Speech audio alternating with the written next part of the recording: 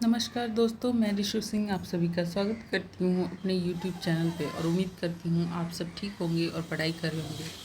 तो आज का हमारा टॉपिक है धरती धन न अपना, जो जगदीश चंद्र जी ने लिखा है और यह एक उपन्यास है। तो इसका हम पढ़ेंगे पात्र परिचय और सारांश देखेंगे। तो चलिए शुरू करते हैं।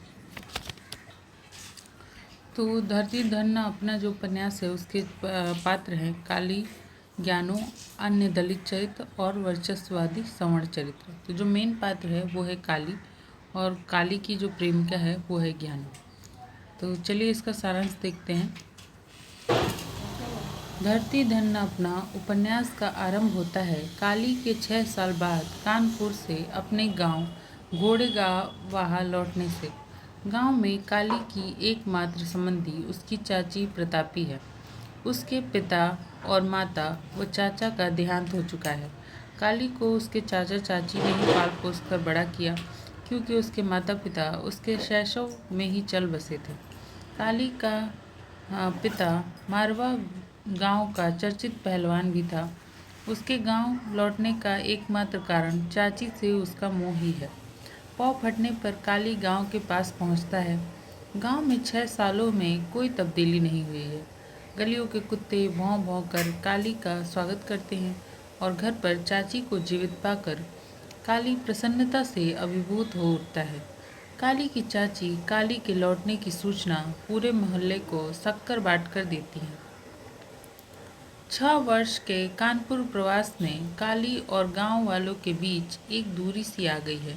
चमारों के मोहल्ले में एक कोठा भी अभी तक पक्का नहीं हुआ है। कोठा मतलब यहाँ पे घर को कहा जा रहा है, मतलब एक भी पक्का घर नहीं बना है चमारों के मोहल्ले में। मोहल्ले की औरतें काली से हंसी मजाक कर उसका अजनबीपन दूर करती हैं। 6 साल कानपुर में मजदूरी कर काली कुछ कमाई कर गांव लौटा है। इससे चमार होने पर भी गांव में उसके व्यक्तित्व का कुछ प्रभाव पड़ता है और कुछ गांववासी उसे बाबू कालीदास कहते हैं। गांव में जमीनों के मालिक चौधरी हैं। एक दो बनिए दुकानदार हैं व जमीनों पर तथा घरों में काम करने वाले दलित चमार हैं। चौधरी लोग बेबाक चमारों से गाली गलौज करते व उन्हें पीटते रहते हैं। उपन्यास की शुरुआत में ही चौधरी हरनाम सिंह अपनी खेत की फसल नष्ट करने के संदेह में जीतू की पिटाई करता है। हालांकि वह निर्दोष है। मंगू चमार चौधरी हरनाम सिंह का गुलाम बना हुआ है, जबकि उसकी बहन ज्ञानो चौधरियों के अन्याय का विरोध करती है, जो काली को ज्ञानो के प्रति आकर्षित करता है। ज्ञानो जो है काली की प्रेमिका है। तो काली अपने कच्चे कोठे को गिराकर पक्का मकान बनाना चाहता है और इसके लिए वह छज्जू शाह से सलाह लेने जाता है।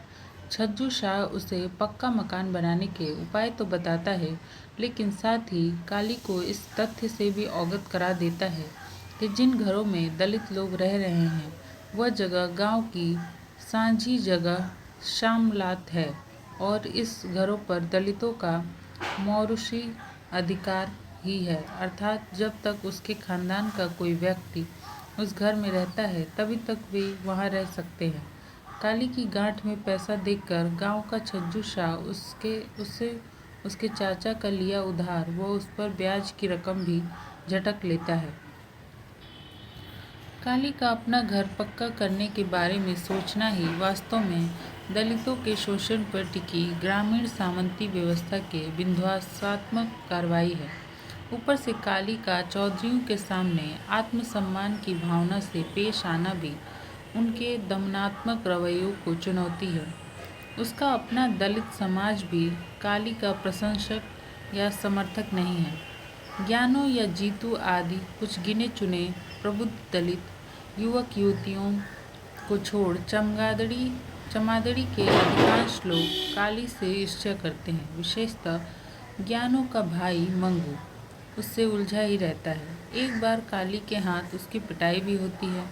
काली के पड़ोसी निक्कू को भी मंगू काली से लड़वाता है, लेकिन धीरे धीरे गांव में काली की प्रतिष्ठा बढ़ती है और साथ ही ज्ञानो और काली में प्रेम संबंध भी विकसित होते हैं।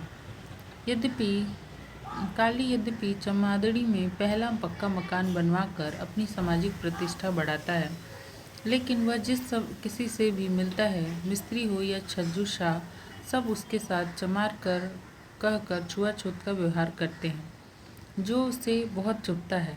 नंद सिंह इसी छुआछूत के व्यवहार से तंग आकर पहले सिख बना था, अब ईसाई बनता है, लेकिन छुआछूत फिर भी उसका पीछा नहीं छोड़ती।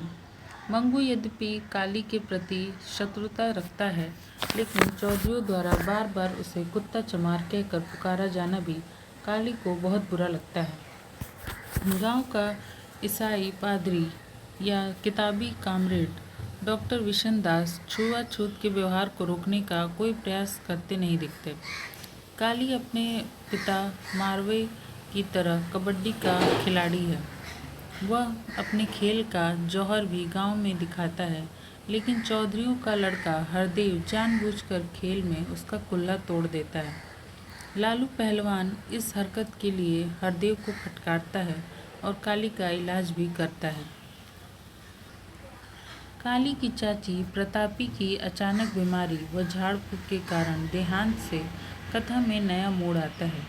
काली का मकान पक्का करने का सपना पूरा नहीं हो पाता। न सिर्फ मकान बीच में ही छूट जाता है, उसकी कमाई के पैसे व चाची द्वारा बनाए गहने रुपए भी चाची की मृत्यु के बाद शोक जताने आई कोई पड़ोसिन ले उड़ती है। काली सब कुछ लुटाकर घास खोदने का धंधा करता है, फिर लालू पहलवान के यहाँ मजदूरी करने लगता है। गांव में आई बाढ़ कथा का अगला मोड़ है। प्राकृतिक आपदा का सामना चौधरी और चमार मिलकर करते हैं, लेकिन चौधरियों के खेतों को बचाने के लिए दलित बेगार नहीं करना चाहते। 3 दिन के काम के बाद भी दिहाड़ी न मिलने पर चौधरी चमार संघर्ष शुरू होता है। चमारों का सामाजिक बहिष्कार किया जाता है और वे भी काम से हड़ताल करते हैं। पादरी उनकी मदद करना चाहता है, लेकिन शर्त भी रखता है कि उन्हें उसके लिए यीशु की शरण में आ जाना चाहिए। डॉक्टर विशन दास व कामरेड टहल सिंह जैसे हवाई कामरेड दलितों की सहायता न कर उन्हें भाषण पिलाते व जलसा करने की घोषणा करते हैं।